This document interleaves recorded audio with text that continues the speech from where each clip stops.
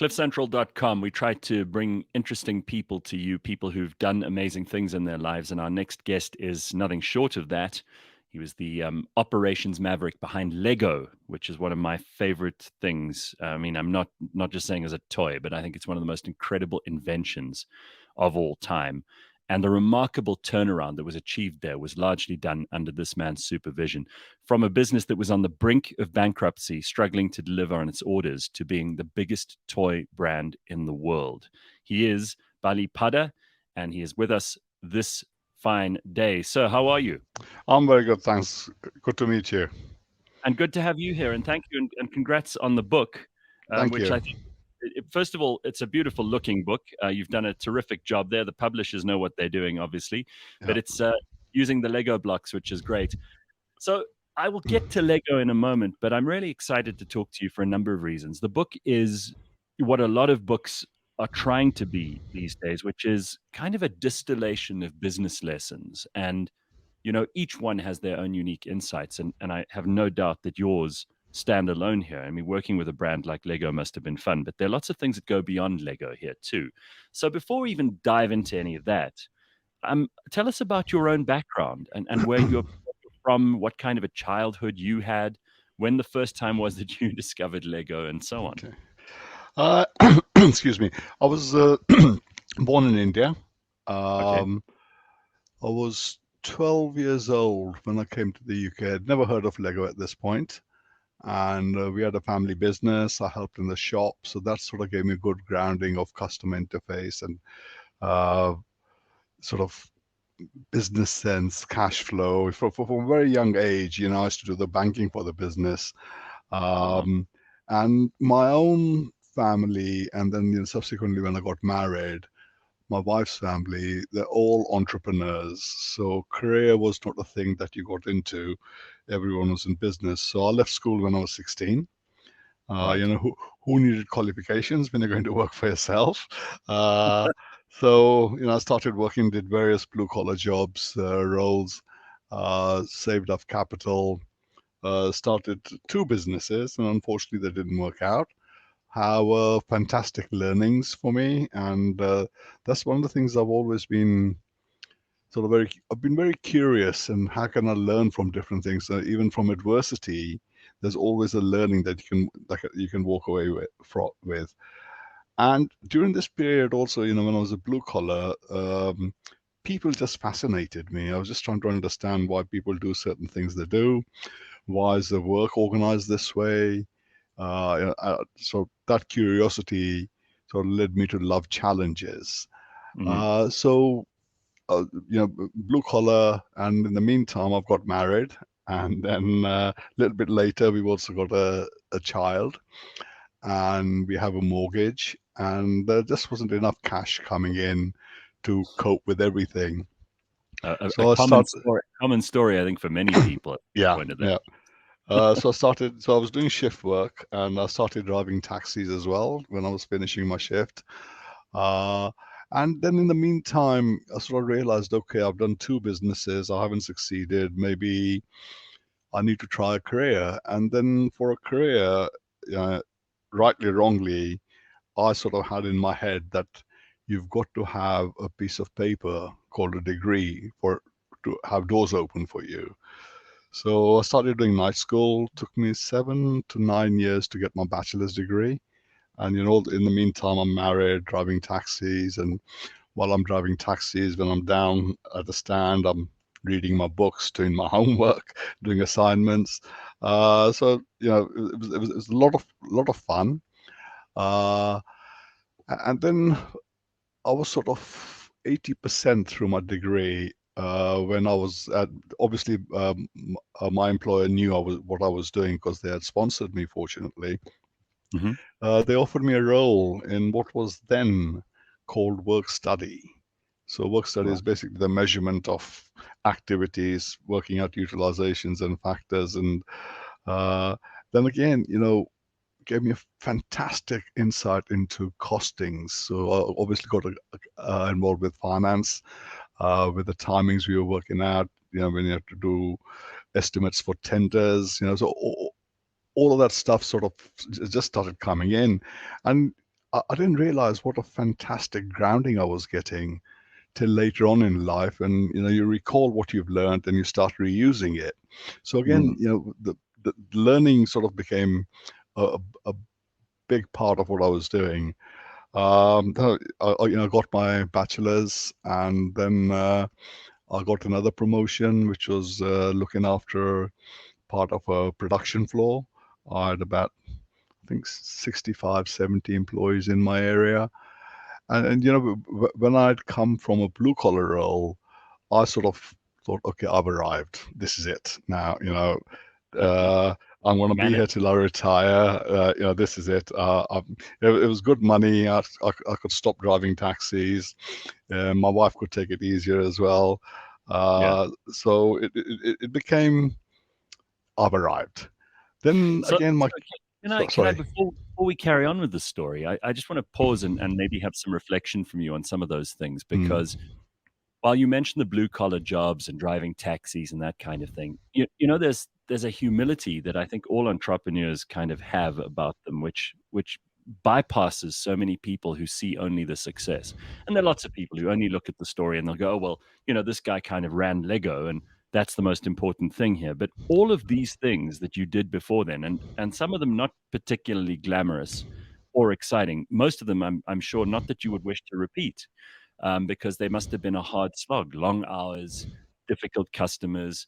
yeah, Without those, you would doubtless have suffered because you wouldn't have learnt the lessons that they taught you about human nature, absolutely, about works. absolutely. And I mean, I'm fascinated in your book about this relationship between, consumers and businesses and the efficiency of businesses and all of that stuff. Do you think that those jobs in the beginning taught you all of that? Yeah. I mean, again, from a very young age, like one of the things, I don't think I've said it in the book, but the customer is not always right. People sort of, there's this mantra, the customer is always right. Um, the customer has a motivation, and you, as a trader, as an entrepreneur, whatever, you have your own motivation. So your objective should be to get those two to meet. If you become far too subservient, you actually harm your own business. Uh, and I learned that very early on. Like the shop I worked in, family shop, was a grocery shop, so it wasn't sort of very big business or anything. But again, customers wanted discounts, they wanted uh, better service, etc. And again, you Mhm. have to balance it against what you could do to sustain your own business. And sometimes, yes, you have to give in depending on the customer. So again, as I keep saying, learnings every step of the way. You know, for me, the learnings are just absolutely phenomenal. And compromise. I mean, that's part of what you're hinting at here, I think, and that you also discuss in the book, is that everything is on a sliding scale. You want more of this, you have to give some of that. Yeah, yeah, Nothing is a straightforward 100% or zero. that's absolutely. Yeah, and again, as I was saying, the customer wants something. Is understanding your own business. What is your own money making logic? Then also trying to understand what is their money making logic. So what is motivating them? So now if I'm sort of dropping into the realms of Lego now. Um, so our customers were big customers, people like Walmart, Toys R Us. I'm talking about when I was in the US. So what is motivating that particular buyer to behave the way he or she is, and then also understanding what is it that we can do to help her and also not harm ourselves, because Mm. many a time businesses bend over and they do certain things which actually harms their own business, or they do something that harms the customer's business. Right. Right, and you can't do either of those, No, because if you absolutely. if Yeah, you do it, it's to the detriment in the end of all.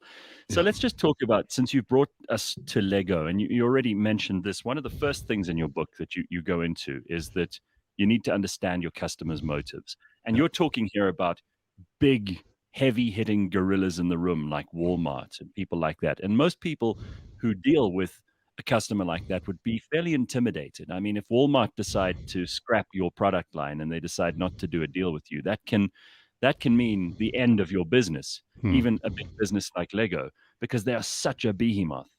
And it must be, when you go into those rooms, a bit of all or nothing.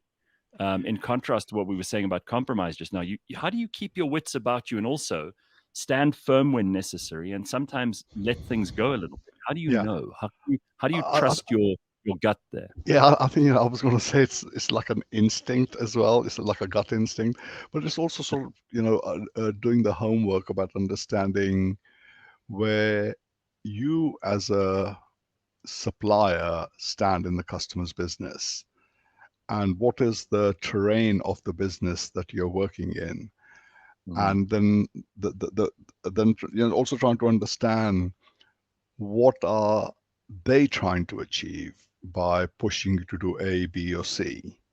Yeah. And then if you were to do that, how would that impact us? Yeah. I think that was a way of keeping your wits about you.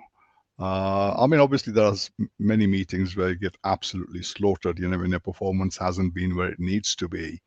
I Right. mean, I remember a Walmart meeting, where the guy said, tell me why I should sell Lego. I can make more profit putting dog food on the shelf than putting Lego. I mean, that Wow. is Oh tough. my God. That is a tough message to take. And then you try and convince them how you're going to service them better, how you're going to dig yourself out of the hole that you've dug yourself into initially. uh, uh, so again, it's doing your homework, understanding, then also having confidence in your own capabilities, your abilities in the business as to what you can and can't do. Because if in those meetings you overpromise and you don't deliver, then there is definitely no coming back. Well, since we're on to Lego, let's just hop straight in here, because in 2005, as you describe it, Lego was not in a healthy position. And, Mm. I grew up with this stuff. I loved it. It was one of my favorite things. It allows kids, and I'm going to extol the virtues of Lego so you don't have to, but it taught me about building and imagination uh, and creativity and all kinds of things, which I think I still have a bit of a preoccupation with. I mean, I'm a frustrated architect and Right. engineer. And I think, despite not having qualifications in either of those realms, Lego helped me to feel that even though it wasn't something I was super specialized in, it was something I could do. And I think for a lot of kids, just being able to create something with these Mm. building blocks is the most incredible feeling of achievement, especially if you are the sort of kid who has great ideas in your head and you can turn them into fruition. But in 2005, this was not a good business. Things were going horribly wrong for various reasons, and you can tell us about some of those. Things were going in completely the opposite direction, and it was very close to us never having Lego. It may have closed down. There may have been horrible kind of you know, um, attempts by other companies to produce some sort of generic form of Lego. But Lego, as it's known to all of us who love it, would have probably disappeared were it not for a very, very smart management team and a completely different direction. Take us through that story. Yeah. So in terms of timing, it was 2002 and 2003, which I would say were our darkest years. We were making loss. There was no, yeah, the profit was not being generated, and some of the products had been costed incorrectly. So the more we sold, the more we were losing. We got a new CEO in, and he took away a lot of the adjacencies that we were in. We'd come from an era where we felt no one can express our brand better than ourselves. As an Mhm. example, we went into publishing and we thought no one could sort of express the brand. So we became our own publishers. We became our own watchmakers. We became our own clothing manufacturers. We also had Legoland parks. We're not a theme Yes. park operator. We were a toy manufacturer. So he got rid of all the adjacencies, including Legoland parks. But the family held on to, I think it was 30 odd percent, and the rest was owned by Merlin. Mhm. Today it's 100% owned by the family again. So we took away the adjacencies. So that was a one sort of distraction so we could focus on the main business. Then talking a lot to the consumers, so that end users, they're understanding what the child wants. And Lego is very fortunate. We have a very large community of adults, Yes. and we affectionately call them AFOLs, adult fans of Lego. And they arrange seminars, big sort of exhibitions, nothing to do with Lego. They do it themselves, and sort of talking to them and their knowledge of the product and their knowledge of what a brick can do and what they do with it is just absolutely phenomenal. So talking to them, understanding what they're doing, then internally looking at ourselves, what was the strategy? What's very surprising, Gareth, is so we were, on the border of extinction, and then we did the turnaround. The designers were the same. We didn't change any designers. So what changed was the direction that was being set to them, so the strategy that was being set. Yeah, so the people were executing what they were being told to execute. Yeah, so the strategy became, okay, let's get back to the basics of what the brick is about. And then, from an operations perspective, there was a lot of complexity in our portfolio. So we removed a lot of that complexity. We went from about 14,500 components down to just over 4,000, and we did that in about 6 months. Hmm. And then also, the way we managed the company, the way we led the company, there was sort of fiefdoms in the company. Mm. And, and the culture was basically whoever was shouting the loudest was setting the culture. So, with kudos to the new CEO. He said we need to set the culture, and we don't write the culture down. It's how we start behaving. Yeah. So we created a lot of transparency, and from that transparency came a lot of accountability.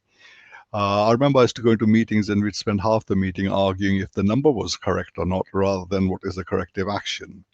Yeah.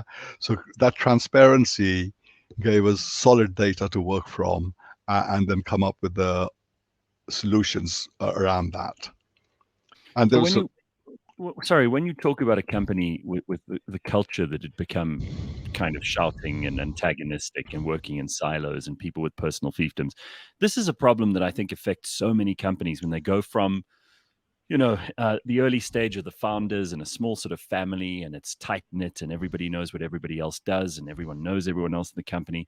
And then there's this calcification that starts to occur as the company grows and as it emerges as a sometimes multinational corporation. So these things are kind of inevitable in companies, and it's hard to retard the wave of progress in inverted commas that turns a company into one of these machines, isn't it? absolutely, absolutely. So, we then need to ensure that we remain mindful that this could happen. So, as an example, in 2004-5, when we got rid of all our adjacencies, um, our distribution centers came down in numbers, the complexity, the portfolio was done. And then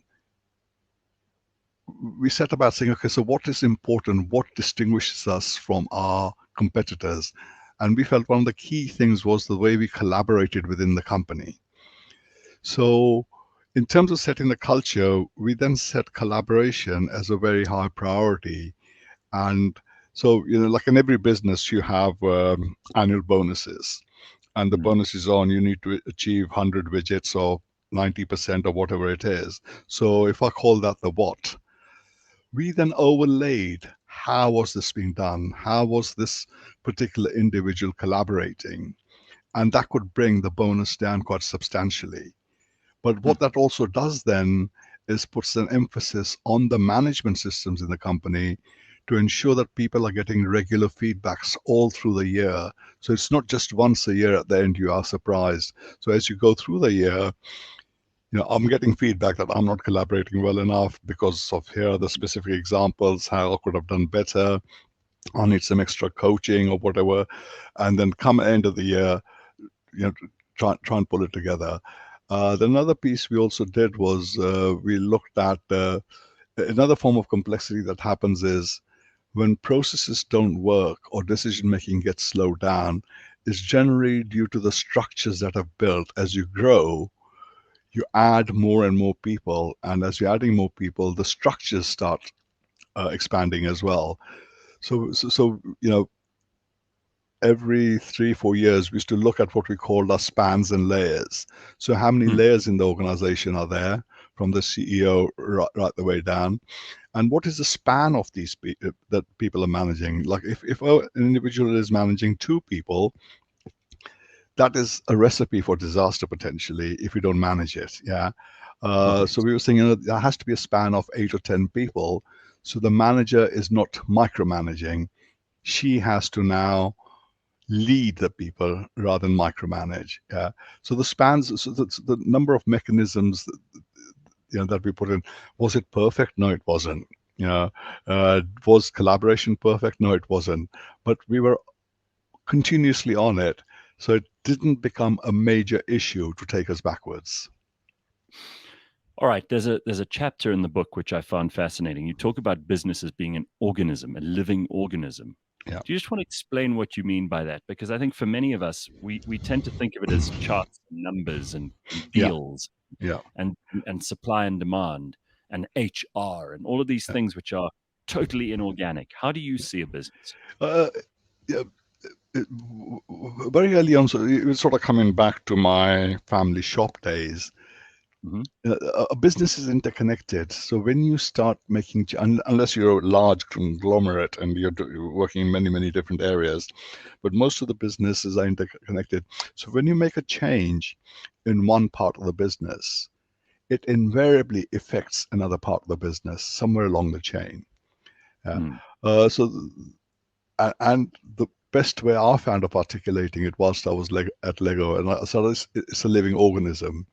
Yeah. So if you cut yourself, you have the ability to heal yourself. But Mm. if an arm is cut off, it has an impact on the rest of your body. Yeah. Mm. So it's the interconnectedness, and this is where the collaboration piece also came out quite heavily for us. Um, it's ensuring that your strategy, you have one strategy, and it's not actually conflicting with other parts of the business. In 2004, we had strategies everywhere which were directly opposing other parts of the business. So if someone delivered on the strategy, it would Mhm. harm someone else in the business. It's not your competition within your business. Yeah, I think that that's very helpful because many of us struggle to see this. And again, this is something that you can say without any doubt came from your early days in the family shop and getting to know the customers and their desires and their needs and talking about chopping off that limb. The book is called, though, Deliver What You Promise. Yeah, And I don't know that that's the most popular statement about, modern society. A lot of people are trying their damnedest, and I think it starts with the politicians. But a lot of people in society are trying their absolute best to do exactly the opposite. In other words, to absolve themselves of personal responsibility, yeah. to promise everything and never deliver anything, and still get away with it. So when you thought about the cover of this book and you thought about the name of the book, obviously you refer to very specific things that you put into play while you were at Lego and throughout your career. But this is, do you agree with me that this is not the maxim of our times, so to speak? Unfortunately, I have to agree with you. Uh, uh, However, this was something I brought into Lego in 2005. And it started with delivering what you promised to your customer, Mhm. and as it happened, it worked out very well. So you know at the start you talked about Lego as creative, it boosts your imagination. Yes. So we have a promise to the child. So when the child opens a box of Lego, the creativity, the imagination, that's a promise that we're putting forward as a Lego entity. And then if I was working in packing, my contribution to that is to ensure there are no missing pieces. So when a child opens their box on Christmas Day, there shouldn't Brilliant. be any missing pieces. If I'm a designer, I make sure all the pieces fit together, building instructions are right. So it's sort of permeated right the way through the business rather than just one element of it. But I agree with you. It sort of seems to be near enough fashionable nowadays as to say something. And with us having just gone through Brexit and what's going on with our own politics over here in the UK, if they were delivering what they were promising, I sit there and say to my wife, if this was a business, you would have fired all of these people. Yeah, I'm afraid this is unfortunately something we all have to deal with now, and it's not so easy to see how we're going to get away from that. But I like the idea that it's little things like making sure that someone doesn't have a missing piece, because Yeah. there's something metaphorical about that too. There's something metaphorical about the idea that we all want to build our dreams, but if you have a missing piece of your puzzle, then your dream falls apart, and very often you're shy to even carry on, and it can ruin Yeah. dreams. What were the most challenging moments of your time at Lego, and what would you say were your greatest challenges that you overcame, the greatest success stories out of that period? Because you've spoken a little bit about the processes, and there's one in particular we can refer to in just a moment. But what do you feel in terms of events and your own memory and recollection of that time? What do you think the greatest challenges were?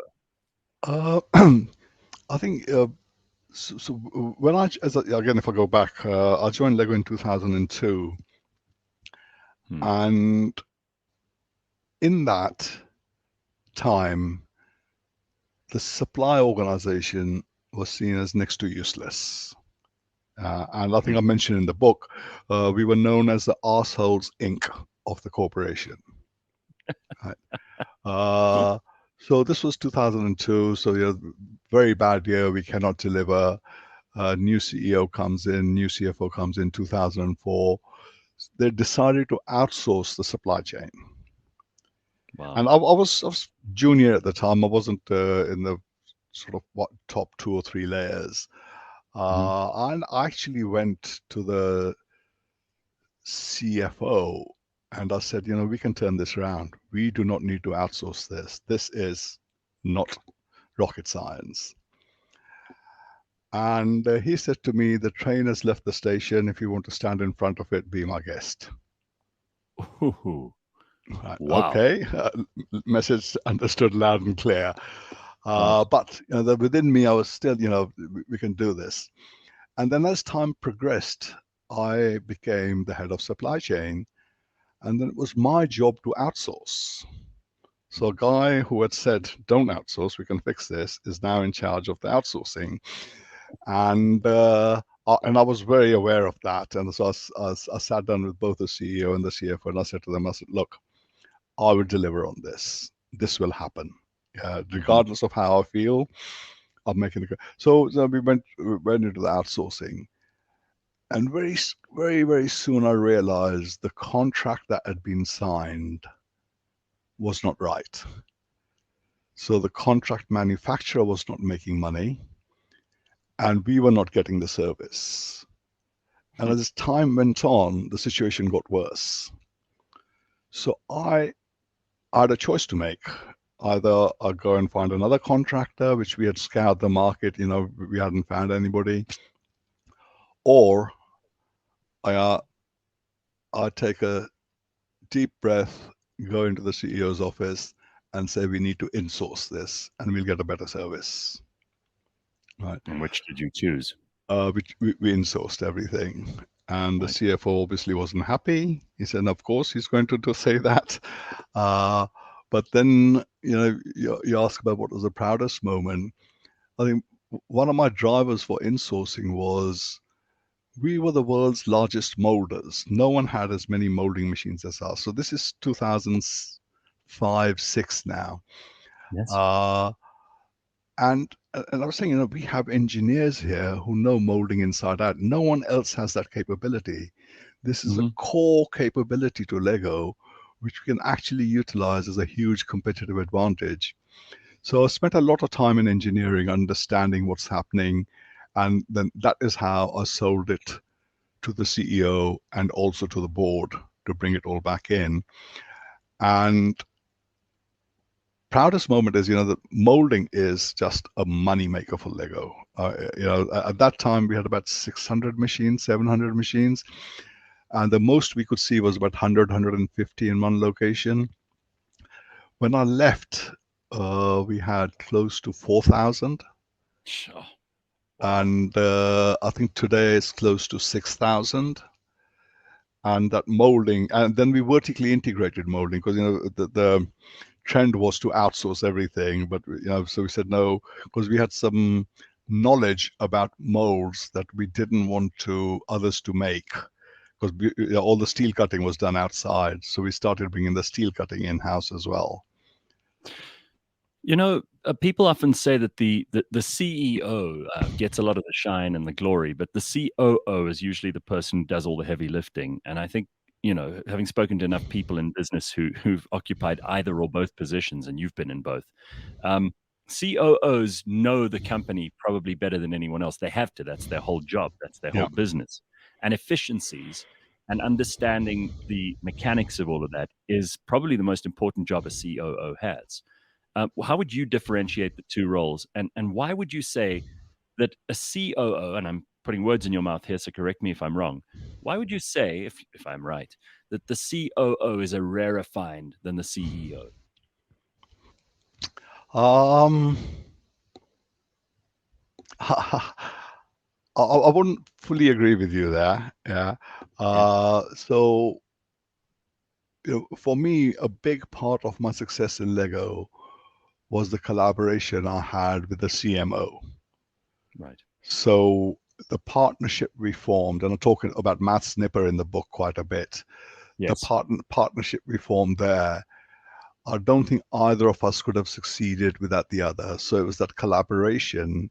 Well, let's just explain to people too, just for the purpose of context, that the management team at that point, all of you and one or two others, um, you guys had come up with some plans to really take Lego in a completely different direction. And the movies started coming out, the collaborations with some of the biggest franchises and all of that stuff, which really just pushed Lego into a completely different place to where it had been in those Yeah, early 2000s, right? yeah, yeah.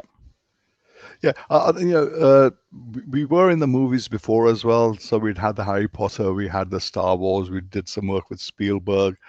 Uh, but what was happening was our own IPs were not as strong.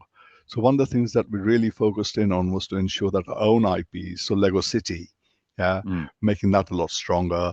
Lego Ninjago, making that a lot stronger. yes. So that was the direction that we went into. I'm sorry, Gareth, I've lost thread of the question. No, just in terms of oh, hang on. I've just had a power thing, but don't worry, Uh, it'll come back on in a minute. Luckily, I've got a UPS here. In South Africa, we're dealing with load shedding, which is what they're, oh, God, right. but the same power issues that you've got over there, actually. No, I was asking about the change in direction. I was asking about the COO and the CEO, and you mentioned that's when you brought in the CMO, the All chief right, marketing. okay, yeah, yeah, And I think we'd be interested to know how those roles all kind of where yeah, they converge and yeah, where they don't yeah. overlap. Yeah, I think in order for us to succeed, it's very important to have a CEO who's prepared to listen to you, and I mean Mhm. really listen, not just give you the cursory nod of the head and you go out the door. To engage with you.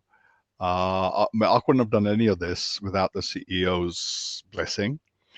Not only blessing, but also active participation where I needed it.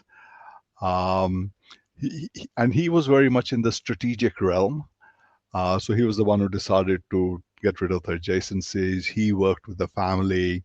He worked with the external environment. So, like the European Union and everything, with all the toy regulations. So he was engaged a lot in that.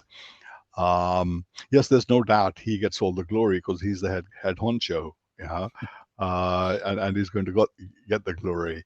But without having the partnership with the CMO and an empathetic CEO, I don't think it's possible.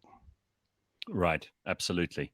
Okay, so let's just get back to the book for a second because it is full of business lessons. Um, which of these things do you think people are the least good at implementing? Because the visual factory. Let's just explain what that is. That was this meeting you had once a week, right? Where Yeah, you'd call in people from the business, all over the business. You could find yourself, as a brand new recruit sitting right next to the CEO. And in these visual factory sessions, people would figure out whether there are ways to improve processes, efficiencies, how the market works, who your biggest suppliers are. All kinds of questions would come up in these. This was your brainchild, was it not? Yeah, yes, it was. Yeah. Explain it in your own words, because I've given it a really hatchet job trying to explain it in mine. No, no. And maybe I think you amplified it a lot more than it really was. So the way it explain it. started, was when I joined Lego in 2002. I mean, the customer service levels were absolutely crap. We were filling our order fill rate was about 6 to 10%. Yeah, I mean, Well, it's diabolical. So I tried to institute a weekly operational update to see what did the customer order and what did we actually manage to ship. Yeah. And again, this goes back to the culture, accountability, transparency. Uh, People would be late for the meetings. People wouldn't turn up. And really frustrating. So you wanted some key people there. They haven't turned up. They've gone to another meeting. And someone said to me, in Lego, everyone likes strategy. And you're being very operational, executional. That's why they don't come. yeah. So I changed the title of the meeting, called it a weekly strategic operational update. And the attendance went up. The agenda was the same. Right. And but people were still turning up late and everything. And then during this period, I thought, okay, so what are the key things that are important to us in this period? So I looked at periods like the next quarter or next 2 quarters, and so wrote them up on a whiteboard, and said, okay, this is what we're going to measure. This is what we're going to, and then assigned owners. So it was very clear who owned the data. They populated it, and the meeting was around discussing: is it in green or is it in red? If it's green, no discussion. If it's red, what happened? What are we going to do about it? And again, Okay. part of this was creating the transparency. Then there was a person accountable. And then what I also started doing, which sort of sounds a bit childish, but that was the only way I could think of, was if the meeting starting at 7:30 in the morning, I'd lock the door at 7:30. You couldn't come Right. in afterwards. Because Well, I mean, this is again, I hate to sit here and moan like an old man about modern society, but people seem incapable of being punctual. yeah. And not only that, if you were a senior guy, you expected a recap of what had happened in the 10 minutes that you were late. So that's, so I'm sitting there thinking, hang on a minute, there's 88 people in this room.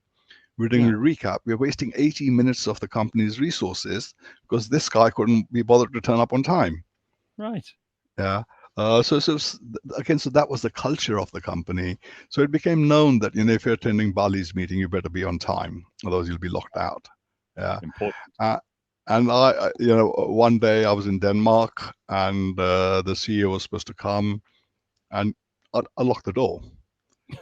So everyone was sort of, I could hear whispers, is he going to do it? Is he going to do it? And I thought, if I don't do it now, that's the wrong message. Maybe I was being too bullish here, but I did. And, him and I laughed about it afterwards, and it became a game. After that, he'd try and lock me out if I was late anywhere. Yeah. Well, I mean, that's a big move to make, because of course your own reputation and all the brand value you've built in kind of making sure that people be on time and take these things seriously could have been out of the window if you'd made an exception to the CEO. Yeah. Well, I mean, I've got to congratulate you. It's a terrific book, and I think Thank you. there are so many business books out there, but why not learn from someone who is at the helm of one of the biggest and most successful companies in the world, and who managed to be a part of this enormous and incredible turnaround?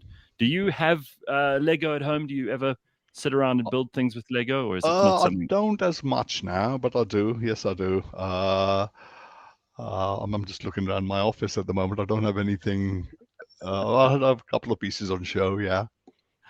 I think that's great. I mean, it's something that probably secretly everyone wants to do. It's only the ones who are comfortable with that you called it childishness when it came to punctuality just now. But I think that childishness is exactly the reason that we love Lego so much. Is it allows children to think of themselves as being in the world of building and changing things and creating out of nothing.